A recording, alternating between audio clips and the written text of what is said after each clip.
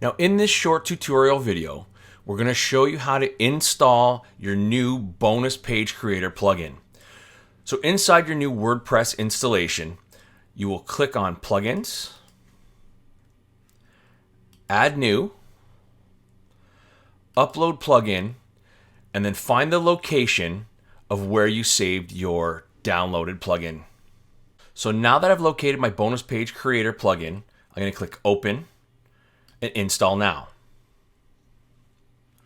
Once the plugin is completely uploaded, you're going to click on Activate Plugin.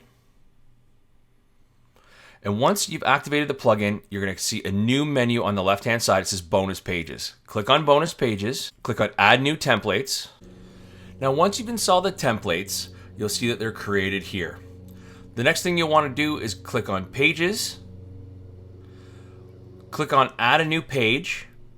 And once you're in an Add a New Page, you will see the templates listed here. And once you click on the template, you will see that it changes and you're able to make your new bonus page. So you can preview your new bonus page. You'll see that the template's been installed correctly. I'll see you in the next video.